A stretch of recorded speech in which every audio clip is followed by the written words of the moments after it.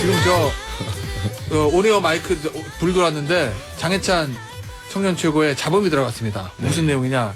이 뉴진스를 극찬하는. 네네. 아, 뉴진스의 무슨 땡땡 콜라 광고는 중독성이 있다. 네, 저 계속 그것만 봐요 요새. 네, 네. 노래도 좋습니다. 저희 연말에 마시진 않고요. 출연진이서 하이보이 공연 한번 할까요? 아니요? 특별 방송으로. 세 분이 전 네, 네, 아니고요. 같이. 아니 네 명도 해야죠. 저는 그냥 아니, 방시혁 의장 역할을 아니, 해요. 왜 뉴진스가 하니까 좋은 왜 거지 이렇게 우리가 하면 격하게 싫어해요. 싫어하세요? 네. 네, 저 장초고. 한번 장렬하게 흑역사 한번 만들어 보죠. 자, 네. 내년에 봄에 총선이 네. 있습니다. 저는 여자가 가고 돼 있습니다. 아, 네. 그래요? 하시죠. 네. 자, 그게 내년 총선에 만약에 그 공연을 하게 되면 어지러워. 독이 될지 득이 될지. 아니 저 오늘 깜짝 출연인데 제가 왜 거기까지 뒤집어 써야 되죠? 재밌잖아요. 네. 자, 일단 소개부터 하죠. MZ토론 장해찬 국민의힘 청년 최고위원, 이동학 민주당 전 최고위원, 유호정 정의당 의원입니다. 안녕하세요. 안녕하세요. 안녕하세요. 자, 안녕하세요. 이동학 전 최고. 네. 저 그냥 제 의견이 아니라 원고에 써 있는 거 그대로 읽겠습니다, 지금. 예. 오늘은 이동학 전 최고 나왔는데 MZ 맞나요? MZ로 봐야 한다? 아니다? 세 분 의견 어때요? 이렇게 써 있는데. 제가 먼저 말씀드릴게요. 네. 제가 어제 물어봤던 질문이에요. MZ 토론이라 그래서 왜 나를? 아 내가 나와도 되는 거냐? 이 질문을 제가 했죠. 네. 예. 그랬더니 막 확인해 보더라고요. 제가 보장하는데 정신 세계는 가장 MZ에 가깝습니다. 그래요? 이동학 전 청년 최고가. 그러니까 많은 분들 잘 모르시는데 저는 인연이 좀 오래됐는데요. 2016년도에 그 당시 민주당에서 전국 청년위원장 뽑는 선거가 열리거든요. 네. 그때 지금의 장경태 최고위원을 이긴 사람이 이동학 전 청년 최고예요. 아, 그래요? 그러니까 민주당 내 청년 개파의 원조 보스입니다. 어, 그랬는데 갑자기 뭐 저출산 문제와 이 환경 문제에 대해서 공부하겠다고 2년 동안 세계 여행을 떠났어요. 그 공백기이기 때문에 그 다음 총선에 좀. 네. 못 나갔습니다. 그 여행 안 갔으면 지금 최고위원 이동학 전 청년 최고가 하고 있을 겁니다. 그 정도로 자유로운 영혼이기 때문에 네. 뭐 물리적인 나이는 좀 드셨지만 정신 세계는 물리적인 나이 가장 진짜 젊다. 아니, 많이 네. 오해하겠는데 이거 많이 먹은 줄 알고. 가장 젊은 82년생이시더라고요. 네. 하셔도 되죠 뭐. 딴 건 모르겠는데 규정 안에 들어오는 거죠. 네. 장해찬 전 최고가 별로 좋아하는 민주당 정신이 없거든요. 아 그런가요? 근데 장해찬 전 최고가 사석에서 제일 칭찬하는 맞아요. 민주당 정치인이 이동학 전 최고예요. 근데 이 사실이 알려지면 이동학 전 최고한테 별로 도움은 안 될 겁니다. 아, 근데 그건 맞잖아. 맞아요. 저는 네, 평소에 공석에서도 이야기 되게 많이 하고. 많이 얘기했죠. 네. 자, MZ 토론 방향란님께서 MZ 세대 토론 너무 재미나고 서로 호응하며 윈윈하는 모습 좋네요. 이수연님, MZ 토론 볼 때마다 정치도 세대가 변해가는구나 느끼게 돼요 하셨는데 요 서로 호응하며 윈윈하는 모습 좋다는 요 말씀 저도 이제 공감하는 게 만약에 이렇게 세 당의 MZ 토론이 아니고 세 당에 강하신 분들 세 분이랑 이렇게 제가 토론 진행했으면 하다가 나갔을 것 같아. 힘들어가지고. 그만하시죠. 그리고 그냥 음악 듣겠습니다. 그리고 끝나버렸을 것 같은데 요 확실히 좀 MZ 토론은 뭔가 이렇게 좀 이 출연진들끼리 뭔가 이게 가치가 좀 공유하는 것도 있고 의견 일치하는 것도 있고 좀 그래서 저도 좋더라고요. 네. 오늘 처음인데 잘 맞춰보겠습니다. 아마 좀 의견이 공감 가는 의견들이 나올 것 같아요. 오늘 주제가. 일단, 이건 아닌가? 요거. 첫 번째는 요겁니다. 윤석열 대통령의 워싱턴 포스트 인터뷰. 100년 전의 일로 일본 무릎 꿇을 수 없다. 뭐 요런 거. 100년 전 일에 무릎 꿇어라 하는 건 받아들일 수 없다. 요 일본에 관한 발언들. 요 발언에 대한 세 분의 의견은 좀 다를 것 같아요. 약간의 충돌이 있을 것 같은 예상도 드는데 일단 여당부터 해볼까요? 네, 장해찬 저는 청년 최고. 우리가 98년도에 있었던 김대중 오부치 선언 이야기를 많이 하는데요. 네. 그때 그 선언만 있었던 것이 아니라 김대중 전 대통령이 일본 의회로 가서 연설을 했습니다. 그러면서 이런 표현을 쓰셨어요. 정확하게. 50년도 안 되는 불행한 역사 때문에 1500년에 걸친 교류와 협력의 역사 전체를 무의미하게 만든다는 것은 어리석은 일. 이렇게 강조를 하셨는데요. 이 내용의 어떤 본질과 맥락은 이번 윤석열 대통령의 발언과 98년도 김대중 전 대통령의 일본 의회 연설이 상당히 일치하고 있다. 그리고 이 기시다 총리 같은 경우도 지난 한일 정상회담에서 98년도 선언을 포함한 역대 내각의 인식을 계승한다고 했어요. 딱 집어서 98년도에 김대중 오부치 선언을 명시했던 것이거든요. 네. 그러니까 지금 윤석열 대통령이 이 추진하고 있는 한일 간의 신뢰 회복이나 관계 정상화는 김대중 전 대통령의 그 당시 통큰 결단을 상당 부분 따라가고 있는 것이다. 그래서 화자가 바뀌었다고 해서 김대중 전 대통령이 할 때는 민주당이 이건 통큰 결단이다라고 했었는데 화자가 윤석열 대통령으로 바뀌었다 해서 갑자기 여기에 친일 공세를 퍼붓는 건 민주당 자신들의 어떤 정체성을 부정하는 근시안적인 일이라고 된다고 생각합니다. 이동학 전 최고는 어때요? 이 의견은? 아, 근데 이게 때만 되면 이제 김대중을 끌어들여서 이런 말씀을 하시는데 약간 아전인수가 아닌가? 저는 이런 생각을 하는데 사회통합과 협치 이런 것들을 하면서 사실 김대중 대통령 닮겠다 이런 얘기 후보 시절에 많이 하셨거든요. 윤석열 대통령이. 그런데 사실은 그 모습은 보여주지 않고 이렇게 해요. 그리고 당시에는 일본의 사과가 전제되어 있었습니다. 그리고 두 번째로는 김대중 대통령께서 늘 하셨던 말씀이 국민보다 반보만 앞서가라 라고 하는데 지금 제가 볼 때는 5발 정도 앞서가시는 것 같아요. 그러다 보니까 오히려 일본 총리 아니냐 이런 주장이 약간 수긍이 가는 측면이 있는 거예요. 이러다 보니까 이게 지금의 이 뭐 국민 통합이든 아니면 국민의 지지가 좀 있어야 그 외교 전장에서도 힘을 받으실 수가 있는데 국민의 힘을 완전히 빼고 혼자서만 너무 독주하시는 것 아닌가. 그래서 우려가 굉장히 크게 됩니다. 네. 이제 이동학 전 최고께서 그 당시에 달랐던 상황을 짚어주셨으니까 저는 이 100년 전 일에 무릎 꿇어라 하는 건 받아들일 수 없다. 이 표현 보면서 불쾌하더라고요. 근데 왜 불쾌할까 생각을 해봤어요. 무릎 꿇어라? 근데 사실 저희가 무릎 꿇어라가 아니라 진심 어린 사과를 해라 이런 요구를 해왔던 거고 이런 표현이라면 사실 국민들을 뭐 용서할 줄 모르는 사람으로 지금 몰아가는 건가? 그래서 내가 지금 불쾌한가 하는 생각이 들더라고요. 사과를 해야 용서를 하죠. 그리고 많은 분들께서 알고 계시다시피 여전히 피해받으신 분들이 살아 계신데 우리나라 대통령이 이렇게 일본이 좋아하고 환영할 만한 표현을 나서서 하는 것이 바람직한가? 그리고 항상 그렇듯이 이런 문제 생기면 뭐 자꾸 오역이다 일단 말하고 보는 사람들이 있지 않습니까? 이 장면도 저를 좀 지겹게 했습니다. 뭐가 또 오역인가. 네. 저 유호정원의 오역 논란 어제 있었던 일종 해프닝 이 오역 논란이 그 워싱턴 포스트 기자가 원문 공개하면서 이제 그렇게 정리가 돼버린 거잖아요. 그 상황은 어떻게 보세요? 뭐 대통령실에서도 그거는 뭐 오역 관련해서는 말을 보태지 않았고요. 네. 약간의 혼선이 있었던 것 같고 당 차원에서. 당에서? 네네. 좀 제가 한 이야기가 아니기 때문에 네. 제가 굳이 그것까지 뭐 또 네. 대신 해명을 해야 됩니까? 이 새로운 소식인데? 새로운 김기현 대표가 어제 제가 뭐 대변인도 아니고 그 대변인한테 물어보셔야지 왜 저한테 물어보고 이거랑 비슷한 맥락에서 새로운 소식. 그래서 장해찬 제가 장해찬 저 청년체육이랑 방송 오래 했는데 이슈를 피해가는 거를 본 적이 없거든요. 이번에는 저 이거 잘하는데요? 저는 제 몫을 하기에도 지금 버겁기 때문에 나 잘하고 있잖아요. 야, 새로운 소식이네. 근데 저는 저한테 주어진 이 시간에 오역에 대한 이야기가 아니라 아까 이제 김대중 전 대통령 말씀을 소개했으니까 노무현 전 대통령 말씀도 소개하겠습니다. 모든 것을 다 묻어두자는 뜻은 아니지만 모든 문제를 다 후벼 파서 감정적 대립관계로 끌고 가는 것이 우리 후손들을 위해서 도움이 되지 않는다. 과거사에 대한 질문하셨습니다만 답변은 제 가슴속에 묻어두겠습니다. 이게 노무현 전 대통령이 일본 관련 과거사 질문을 기자분들에게 받았을 때 공식 석상에서 하셨던 말씀이에요. 그러니까 저는 김대중 전 대통령과 노무현 전 대통령 공가에 대해서 뭐 여러 논쟁이 있습니다만 두 분이 이제 진보정당이라는 민주당 출신의 대통령임에도 불구하고 한일 관계 회복에 있어서는 상당히 담대하고 과감한 선택을 하셨던 분들이거든요. 그리고 노무현 전 대통령 같은 경우는 그 당시 고이즈미 총리가 방한했을 때 만나면 안 된다라고 이제 위안부 피해 할머니들이 막 항의를 그때 하셨어요. 근데 그럼에도 불구하고 가서 만나기도 하고 했던 그런 선택을 내렸었기 때문에 지금 당장 윤석열 정부나 국민의힘을 비판하는데 초점을 맞추지 말고 그러다 보니까 양이원영 의원 뭐 이따 말하겠지만 대형 헛발질도 나오지 않습니까? 국익의 관점에서 김대중 노무현 전 대통령은 그때 왜 그럼 한일관계 회복을 위한 통큰 결단을 했었나 그런 어떤 국가 지도자들의 고뇌에 대해서 민주당이 자신들의 뿌리를 한번 돌아보면서 같이 고민했으면 좋겠습니다. 뿌리 돌아보. 네. 저 조금 버티고 싶어서 그런 평가를 받고 싶다면 사실 뭐 민주당이 다른 당이라고 뭐 집요하게 공격한다 이런 게 아니라 대통령께서 먼저 사회통합과 협치를 위한 노력을 하셔야 돼요.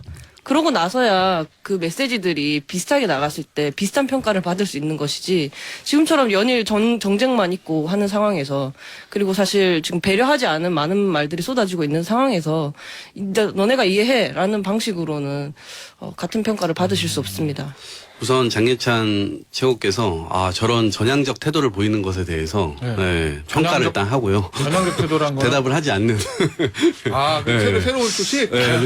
소식에 대해서 평가를 해드리고 저는 외국 나가실 때마다 약간 마라탕 한 10그릇씩 먹는 느낌이에요. 약간 너무 과잉된 얼큰함이 있는 거예요. 네. 이게 이제 어떤 국민에게 어떤 걸 이제 선사하고 있는지 모르겠어요. 기본적으로는 우리가 이제 화이트 리스트 조치했잖아요. 그런데 일본은 여전히 한국의 자세를 지켜보겠다. 근데 그 자세가 뭘 의미하냐 이렇게 봤더니 뭐 후쿠시마 수산물 문제도 여전히 남아 있고요. 방사능 오염수의 유출 문제도 여전히 남아 있고, 그다음에 독도 교과서, 그다음에 강제징용 이런 것들 다 있습니다. 근데 여기에서 일본이 무릎 꿇는 게 아니라 사실은 지금 우리가 지금 무릎 꿇고 있는 느낌이라고 하는 게 국민들에게 전달되는 것이기 때문에 여기에서 지금 하나 뭐 얻는 게 일단 없다 이런 느낌인 거예요. 그리고 오역 논란과 관련해서는 사실 이거 날리면 투잖아요 지금. 그래서 이게 오역이라고 했다라고 했는데 대통령실에서 공개한 걸 보니까 요약본 공개한 걸 보니까 주어가 빠져 있고 실제로 그것을 기자가 이제 열받아가지고 다 올린 거 아닙니까? 그랬더니 결국엔 I라고 하는 주어가 명확하게 들어가 있고 이게 결국 다 드러나게 되는데 저는 세 가지로 정리를 하면 대통령의 실언이 계속된다. 혹은 잘못된 입장이 계속되고 있다. 두 번째, 제대로 된 보좌 기능이 없다. 세 번째, 당과 이 지금 정당이 제대로 된 수습이 안 되고 있다. 이렇게 세 가지로 정리하겠습니다. 준비를 많이 하고 오신 것 같아요, 동학이 형이. 네. 이렇게 날카로운 형이 아니었는데. 오랜만에 봤더니 사람이 변했어. 이렇게 평가를 하니까 또 평가를 해주시네요. 이 주제는 여기서 넘어가는 게 장혜찬 최고도 좀 낫겠죠? 예, 근데 저는 한 가지만 얻은 게 없다라는 말은 좀 다르다. 그러니까 이 한일 정상회담도 그렇고 이걸 어떤 1차원적인 이벤트로 우리가 이번에 뭘 양보했으니까 바로 눈에 보이는 뭔가를 얻어온다는 것이 아니라 한일 정상회담이 있었고 지금 국빈 방문이 이어지고 있잖아요. 한미 정상회담 있을 거고 G7에서는 아마도 한미일 공동 정상회담이 있을 겁니다. 좀 장기적 관점에서 우리가 먼저 통 큰 모습 보였을 때 국제사회나 미국이 대한민국 정부의 입장을 지지해주게 되고 보이지 않는 곳에서 일본에 대한 압박이 거세질 겁니다. 이미 거세지고 있고요. 일본 내 언론에서 사설로 기시다 총리 너무 째째한 거 아니냐. 한국에게 전향적으로 호응해라라는 사설이 뭐 상케이나 이런 데서 나오고 있거든요. 그러니까 이거를 지금의 어떤 근시안적으로 이 1차적 이벤트로 바라볼 것이 아니라 장기적 외교적 플랜을 가지고 대한민국이 글로벌 중추국가가 되는 과정으로 좀 봐주시면 좋겠습니다. 알겠습니다. 네, 다음 주제는 요거. 역시 저 한미 국빈 방문 관련된 건데 넷플릭스에게가 아니고 넷플릭스가 우리나라에 4년 동안 20억 달러 그러니까 3조 3천억 연평균 하면 9천억 정도 투자한다라는 건데 근데 외국 기업들이 우리나라에 투자하는 건 좀 꽤 있잖아요. 근데 역대로 대부분 제조업들이 이제 투자를 많이 하는데 그렇죠. 약간 넷플릭스, K-드라마, 문화 여기서 투자받은 거는 제 기억엔 거의 처음인 것 같거든요. 기성세대가 아니라 MZ세대가 봤을 때 요런 게 좀 더 소구력이 있나요? 넷플릭스가 한국에 투자하는 거랑 예를 들면 외국 BMW나 벤츠가 한국에 투자하는 거랑 좀 투자가 다른가요? 기존에 없었던 일은 아니고요. 네. 아시겠지만 그래도 어쨌든 이미 투자라는 투자하고 있다. 거는 좋죠.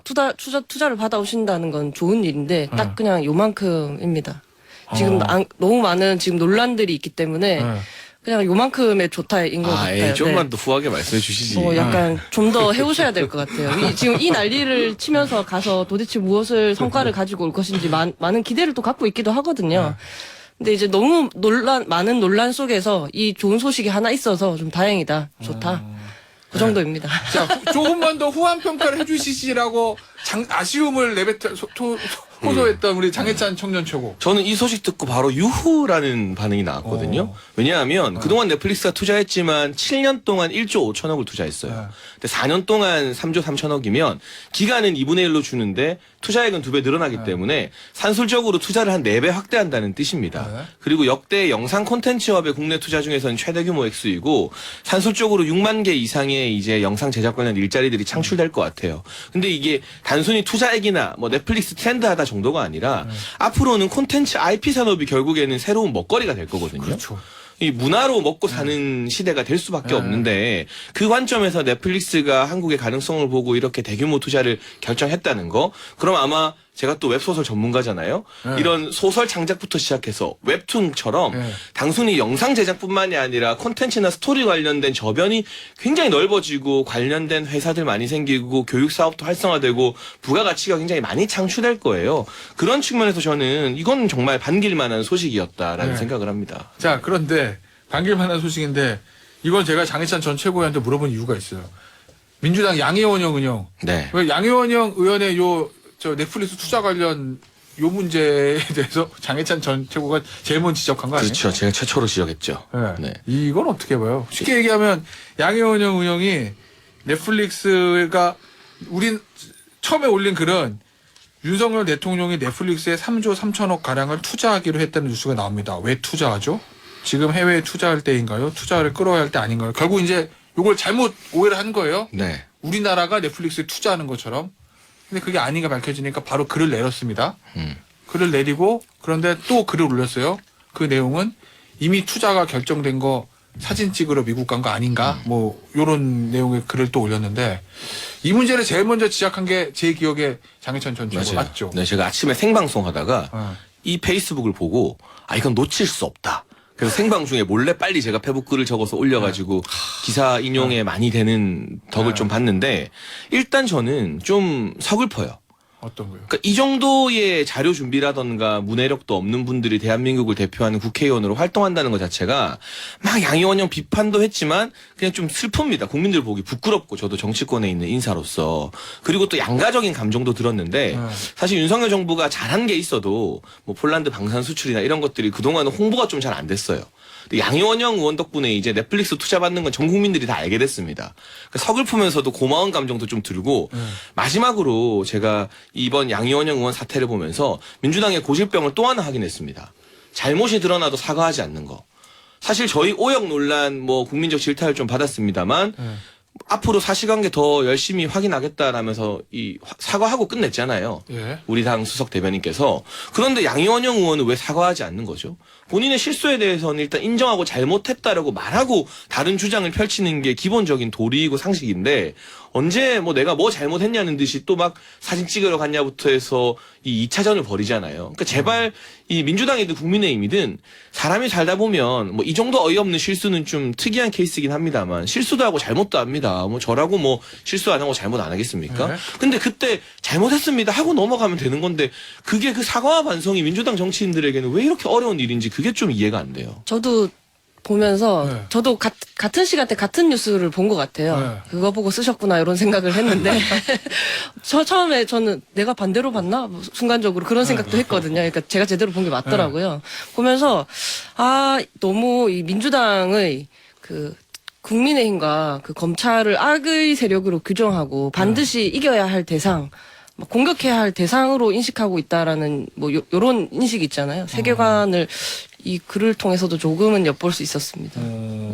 자, 네. 어떤 초식으로 이걸 방어하실까? 아니요, 저는 뭐 방어할 필요는 없다고 보고요. 우리 정치권이 당연히 개선해 나가야 될 문제라고 보는데 이러한 문제 인식에서 국민들이 굉장히 정치권에 실망 많이 하고 있는 거잖아요. 그래서 받아들일 건 받아들이고 다만 이 넷플릭스 건에 대해서는 기존의 대통령실에서 나온 입장문을 보니까 넷플릭스가 투자를 제안했다. 먼저 제안했다. 이렇게 나왔어요. 그러니까 사실은 이게 숟가락 얹기 신공 아닌가? 저는 이런 생각이 좀 들었는데 나중에 보니까 김건희 여사에게 뭔가 보고했다. 또 이런 얘기들이 나왔잖아요. 그러니까 여기서 뭐 역할 한 게 뭐냐? 그랬더니 간간히 보고 드렸다. 근데 사실 역할이 정확하게 뭐가 있었는지 또 나오질 않아요. 그래서 이게 실제적인 어떤 성과인 것인가? 라고 하는 걸 보니까 작년 1월 달에 이미 넷플릭스가 8천억 원가량을 이제 투자할 것이다 라고 하는 이제 보도도 이미 됐고 그래서 이러한 차원에서 이것이 뭐 대단한 성과인 것처럼 또 얘기를 하는데 사실 좀 미진한 부분이 있다. 그래서 더 열심히 좀 해주셨으면 좋겠고 오히려 이번 외교 방문에서는 저는 오히려 많은 걸 내주지 않아야 되는데 실제 요 몇 조? 이런 걸 또 부풀려서 얘기를 하지만 실제로 굉장히 많은 걸 빼앗기고 오게 되면 이런 거는 사실 무위로 돌아갈 수도 있다. 그리고 사실 넷플릭스에서 투자한 것은 한국 시장이 그만큼 매력적이기도 한 겁니다. 예, 그런 측면들이 서로가 있기 때문에 이 사안을 볼 필요가 있습니다. 자, 이 앞서 이동학 전 최고 얘기했던 김건희 여사에게 보고했다. 뭐 요 부분. 이 부분을 가지고 장 최고 민주당에서는 아니 여사한테 왜 보고를 하지? 왜 여사가 왜 여기에 관여를 하지? 뭐 이런 반응들은 좀 있는 것 같아요. 이건 어떻게? 그러니까 이거 뭐 직접적인 관여라고는 생각하고 있지 않고요. 다만 대통령 배우자들이 보통 환경 문제라던가 문화예술 문제 관련해서 역할을 하는 것은 다른 나라에서도 흔히 볼 수 있는 일입니다. 이제 넷플릭스 투자는 문화적인 관점에서 대통령 배우자가 관심을 가질 수 있는 사안인 것이죠. 그리고 어제 이제 넷플릭스 CEO와의 이 회담에도 배석을 하면서 여러 가지 한국의 잠재력 큰 신인 배우와 감독, 작가들 많이 발굴될 수 있도록 관심을 기울여 달라. 이런 요청하고 덕담하는 게 대통령 배우자에게 주어진 역할이에요. 문화 외교, 뭐 환경 외교 하는 것들. 그러니까 그 역할의 범주를 넘어서지 않았는데 대통령 배우자가 하는 기본적인 역할과 관심을 보이는 것마저도 어떻게든 꼬투리를 잡아서 비판하는 것은 그야말로 비판을 위한 비판에 지나지 않는다고 생각합니다. 아닙니다. 그렇지 않습니다. 지금 이 문제가 되는 건 조용한 내조를 약속하셨기 때문인 거고요. 대통령 배우자가 사실 외부 활동하시는 거 이상한 일 아니죠. 근데 본인이 과거에 약속했던 게 있기 때문인 거고 그냥 제2부속실을 설치하셔서 공적 보좌를 받으시면서 활동을 하시면 좋겠어요. 이거 보면서 진짜 제2부속실 그냥 이럴 거면 설치를 하지 왜 안 하시는 건가 싶어요.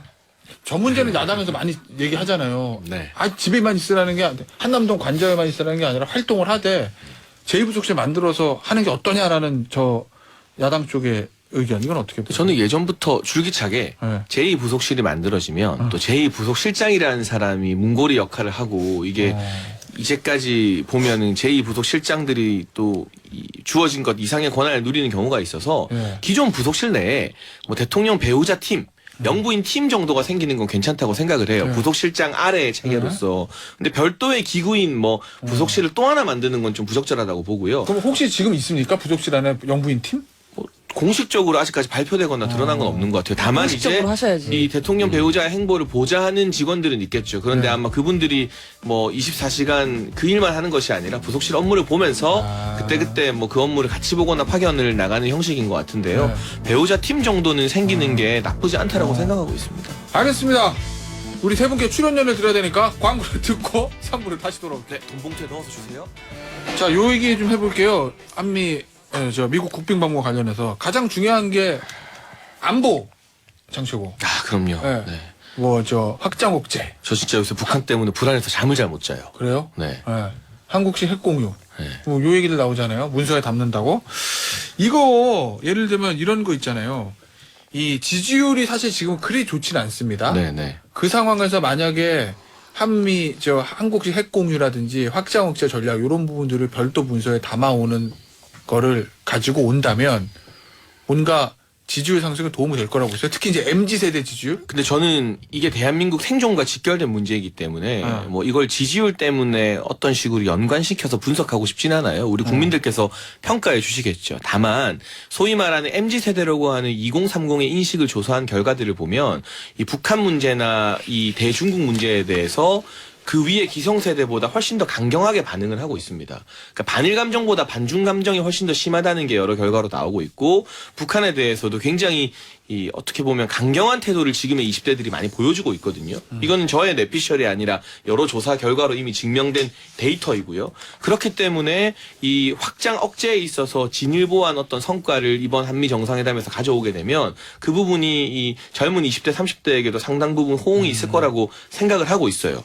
근데 이게 왜 중요하냐면 이제까지 미국이 이 확장 억제, 그러니까 적국이 핵을 가진 것에 대해서 핵을 포함한 전력으로 대응하는 것을 별도 문건으로 만들어준 전례가 거의 없습니다. 네. 근데 이번에는 어쨌든 별도 문건이 나온다는 것까지는 오피셜하게 확인이 되었잖아요. 이것만 해도 사실 안보 분야에 있어서는 대단한 성과라고 인정을 할 수밖에 없는 것이고 보다 구체적인 확장 억제 정책을 우리가 가지게 되었을 때 이게 북한에게도 중국에게도 상당한 압박이 될 겁니다. 알겠습니다. 자, 정의당 입장 좀 더 들어보죠.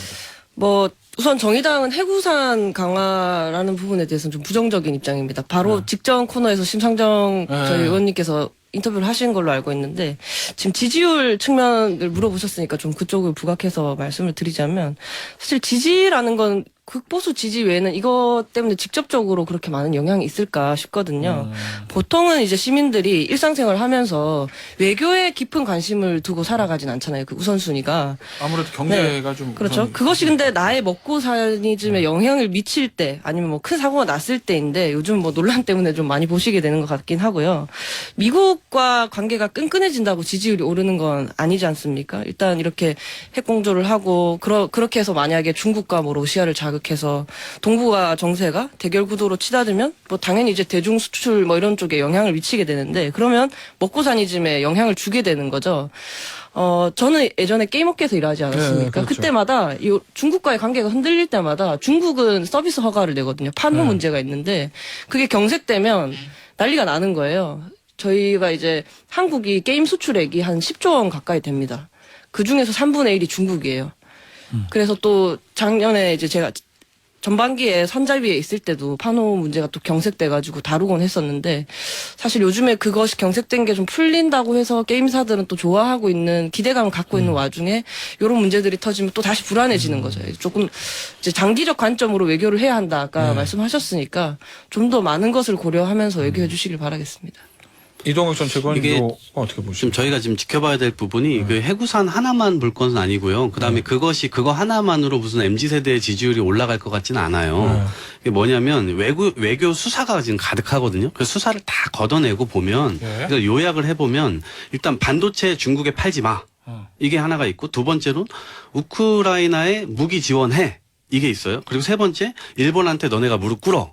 이거거든요. 근데 안보 문제가 어제 이제 미국 보도 나오는 걸 보니까 얘네가 경제 안보라는 단어를 써요. 그러니까 사실상 그 안보가 단순히 군사 안보만을 의미하는 것이 아니고 경제 협력 공동체다라고 하면서 실제로 지금 요구할 것을 다 요구하고 있는 겁니다. 그러면 사실 그만큼 다 빼앗기게 되고 난 다음에 뭐 이걸 얻는다 한들 오히려 안보 상황은 더 불안해지게 되는 것이고 지금 뭐 이 제이크 설리번 국가안보 보좌관이나 아니면 아예 존 커비 뭐 전략소통조정관이 쐐기를 그냥 박았어요. 우크라이나에 무기 지원해준다고 얘기해서 감사하다. 이렇게까지 표현을 했단 말이에요. 그 다음에 지금 어저께 지금 바이든이 재선 도전한다고 또 얘기를 했잖아요. 네, 그렇죠. 사실상 지금 이 모든 것들이 그 재선에 초점을 맞춰줘서 한국에서 오히려 보따리를 지금 풀어놓고 있는 상황을 널리 지금 홍보하고 있어요. 지난 2년 동안 한국이 미국에 130조 원 이상 투자를 했거든요. 그래서 미국에서 젊은이들의 일자리가 많이 늘어나고 있다. 한국이 잘하고 있다. 이런 얘기를 계속 꺼낸단 말이죠. 그래서 전반적으로는 그러한 것들을 다 종합적으로 볼 필요가 있다. 이렇게 봅니다. 근데 저는 이동학 전 최고나 민주당 정치인들이 보여준 인식이 이제 흘러간 노래 재방송하는 인식이라고 생각을 합니다. 왜냐? 지난 10년 정도는요, 이 안미 경중이라는 말이 통했어요. 안보는 미국과 경제는 중국과 이 이야기 많이 했고 균형 외교하는 게 통했는데 우크라이나 전쟁 이후로 지금은 우리가 좋든 싫든 신냉전 체제에 돌입하지 않았습니까? 이거는 우리가 선택할 수 있는 게 아니라 국제 정세가 바뀐 거예요. 예전처럼 우리가 안보는 미국 덕을 보면서 중국이랑 경제 집중할게요 할 수 있는 시대가 아니라 미국이 글로벌 생산 공급망을 자유주의 진영의 서방 국가들 중심으로 재편하는데 이 재편하는 서클에 우리가 올라타지 못하면 당장의 대중교육 손해 조금 보는 게 문제가 아니라 앞으로 글로벌 공급망에서 한국 기업들이 탈락하는 저는 절체절명의 위기라고 생각합니다. 그렇기 때문에 지금 우리가 이 미중 패권 갈등에서 중국 편에 설 것이냐 미국 편에 설 것이냐 선택을 강요받는 건 맞지만 선택을 안 할 도리가 없다. 국제 정세가 변했다는 걸 냉정하게 현실 인식을 하고 신냉전 체제의 현실 인식 위에서 외교적인 선택을 할 수밖에 없다는 것을 시대의 변화를 이제 진보 진영의 정치인들도 조금 받아들이면서 새로운 전략을 고민해야 될 시기라고 생각합니다. 알겠습니다. 이 얘기는 여기서 마무리하고 마지막 주제는 요거 이동학 네. 전 최고. 네. 게 돈봉투. 네. 민주당 앞으로 어떻게 할 것 같습니까? 어떻게 해야 된다고 어떻게 할 것 같습니까? 일단은 특히 저는 이재명 대표와 지도부가. 뭐 일어나선 안 될 일이 일어났다고 생각하고요. 네. 저는 여전히 지도부가 좀 미온적으로 대처하고 있는 것에 대해서는 좀 불만이 있습니다. 그래서 이렇게 대처를 하게 될 경우에는 향후에 국민들의 심판이 이제 우리 야당을 심판하게 될 것이다. 이런 생각을 하게 되는데요. 세 가지 차원에서 이걸 대처할 필요가 있다고 봅니다. 첫 번째는 문제가 터졌을 때 어떻게 대응하느냐. 그 즉각적인 대응. 근데 그것은 다소 늦긴 했지만 어쨌든 당대표가 바로 사과하고 송일 대표 돌아와라. 이렇게 바로 입장 표명을 했고요. 두 번째가 이제 사실 중요한데 이 문제를 이 사안을 민주당이 어떻게 다루는가.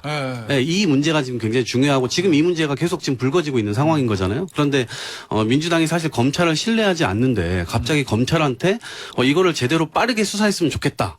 검찰이 빠르게 수사하겠습니까? 저는 이거 천천히 총선 때까지 그냥 계속 가져갈 수 있을 거라고 봅니다. 그렇게 되면 오히려 더 안 좋은 방향으로 갈 수가 있고, 그러면 지도부 차원에서 지금 어떻게 대응을 해야 되느냐라고 보면 일단은 조사해야죠. 내부적으로. 감사를 하든 다 불러서 얘기를 하든 증언을 다 받아놔야 됩니다. 그리고 이것이 공천하고 결부를 시켜야 돼요. 그러니까 최소한 지도부가 이 문제에 대해서 만약에 문제가 불거질 시 이거는 공천에 명확하게 불이익을 주겠다라고 하는 입장 표명 정도는 명확하게 천명을 해야 됩니다. 근데 지금 그걸 하지 못하고 있는 상황이기 때문에 이 국면을 계속 끌려 들어갈 수밖에 없어요. 그걸 좀 빨리 했으면 좋겠다는 생각입니다. 근데 그렇게 안 하는 이유는 뭐예요? 지도부랑 이재명 대표가. 뭐라고 보세요?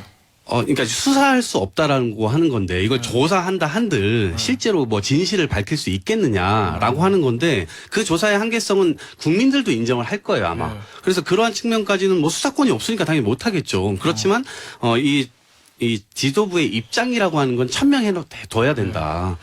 그래야만 국민들이 그거를 수긍을 하지. 지금은 그것도 안 하는 상태니까 계속 의구심을 가질 수밖에 없는 거죠. 장치관한테 이거 물어봐야 되겠다. 이재명 대표한테 기자들이 뭐 제가 기자라도 궁금한 건 그걸 것 같아요. 이성만 의원하고 윤관석 의원 탈당 요구나 출당 조치 할 거냐. 왜냐하면 어쨌든 송영길 전 대표는 자진 탈당을 했으니까 그 문제를 질문을 하면 그저께는 이재명 대표가 김연아 전 의원은요? 김연아 의원은요? 수사 돼가고 있습니까? 몰라요? 이렇게 얘기했었고 어제 또 똑같은 질문 거의 비슷한 질문에 대해서는 박승자 전 의원 수사는 어떻게 되어가냐. 이렇게 역공석 답변했거든요. 박승재 전 의원 지금 구속되어 있지 않나요? 구속돼 있죠. 공천원금 받은 걸로. 이재명 대표는 구속 피하고 싶어서 방탄국회 하신 분이잖아요. 그러니까 이런 이야기 꺼내봤자 본인만 더 옹색해지고 이런 물타기는요. 저랑 같이 이 방송 나오는 민주당의 시사평론가나 패널들은 할 수 있어요. 그런데 이거를 제1야당의 대표가 자기 사건이나 자기 정당에 20명이 연루됐다는 돈봉투 부정부패 이야기하는데 전직 의원 누구는요 하는 거는 죄송한 말씀입니다만 너무 찌질해 보여요. 그릇이 작아 보인다는 거예요. 차라리 침묵하시던가. 근데 전 이해가 안 되는 게 송영길 전 대표 탈당하도록 압박했으면서 왜 윤관석, 이성만 두 명은 명백하게 녹취가 나왔는데 탈당하도록 압박을 안 하는 거죠? 결국에는 이재명 대표가 본인이 도덕적으로 자신감이 없기 때문에 이 돈봉투 의원들에게 이래라 저래라 못하는 궁색한 상황인 거고 체포동의안 가결 반란표 나올까봐 겁나서 현역 의원들을 못 건드리는 겁니다. 리더가 깨끗하면 읍참마속을 할 수 있어요. 왜? 나는 도덕적으로 흠결이 없으니까. 근데 리더가 지저분하면 이런 부정부패가 터져도 읍참마속을 못해요. 읍참마속 하려고 했더니 마속이 당신이 더 잘못했잖아. 이래버리면 영이 안 서는 거잖아요. 그러니까 이재명 대표의 어떤 도덕적인 한계가 이 돈봉투 사건에도 지대한 영향을 끼친다고 봅니다. 자, 유호정 의원 얘기 듣고 우리 이동학 전 최고위원 그렇죠. 얘기 뭐 듣겠습니다. 대표가 뭐 사법 리스크 때문에 뭐 제대로 대응 못하는 것도 있다고 보고요. 저였다면 어땠을까를 생각해 보면 네. 당연히 이제 외부 전문가를 포함한 어떤 진상조사위를 꾸리고 이 진상조사하기 전까지 탈당 꿈도 꾸지 말라고 했을 것 같아요. 예를 들면 이런 거잖아요. 학교에서 문제를 일으킨 학생이 있는데 진상조사나 그에 따른 뭐 징계 조치가 있기 전에 본인이 먼저 학교 그만두고 혹은 전학해버린 거거든요. 당연히 그러면 이 조사하기 전까지는 탈당하지 마라, 꿈도 꾸지 마라고 하고 그 탈당은 그 다음에 문제가 있으면 징계로서 했겠죠. 그렇게 하는 게 맞는 것 같고요. 그리고 이 지금 뭐 김연아 전 의원은요 이런 반문 같은 경우에는 정말 추하다고 생각을 했습니다. 국민이 왜 정치 혐오를 하는지 알 수 있는 장면이었어요. 누가 더 나쁘고 더 구린내 나는 정당인지 두고 경쟁하겠다 이런 거잖아요. 정말 잘못됐고요. 거기에 이제 민주당 같은 경우는 뭐 검찰로부터 부당함을 겪고 있는 불쌍한 나라는 이런 자기 연민까지 지금 겹쳐 있는 것 같거든요. 이 상황을 계속 봐야 하는 시민들은 도대체 무슨 죄가 있나. 그리고 돈봉투 문제는 민주당 내에서 본인들끼리 일으킨 문제잖아요. 근데 그거에 대해 죄송해야 한다는 책임의식은 잊은 거죠. 지난주 사과는 이제 없던 일이 됐어요. 이 말로 인해서. 머릿속에 지금 국민의힘과 검찰을 싸워서 이겨야 한다라는 이 대상이라는 것만 각인을 하고 있으니 이런 반문이 나오는 거죠. 실망스럽습니다. 당연히 이제 혁신의 국면으로 가야 될 것이라고 보고요. 장채호께서 얘기하신 이게 뭐 이제 공천원금 관련돼서는 찌질한 건은 아니라고 생각해요. 왜냐하면 제가 하영재 건 체포동의안 넘어왔을 때 사실 이거 국힘 지금 전수조사해야 된다. 제가 그 말씀을 드렸거든요. 근데 사실 지금 그 이후에 지금 계속 나오고 있는 거 아닙니까? 그러니까 이게 원외지역위원장에서도 나오고 아마 이거 조사해보면 아마 더 많은 곳에서 나올 겁니다. 이게 사실 돈봉투 사건도 전당대회에서 이루어졌던 돈봉투 사건도 굉장히 큰 사건이에요.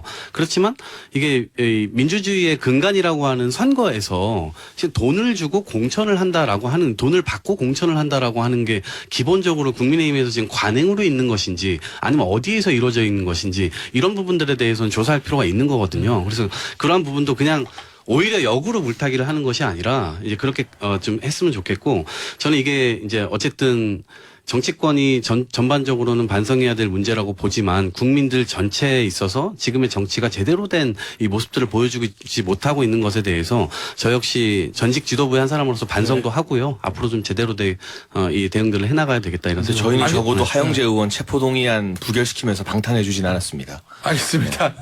여기서 마무리하도록 할게요. 오늘 MG토론 장해찬 국민의힘 청년 최고, 이동학 민주당 전 최고, 류호종 정의당 의원이었습니다. 감사합니다. 고맙습니다. 고맙습니다.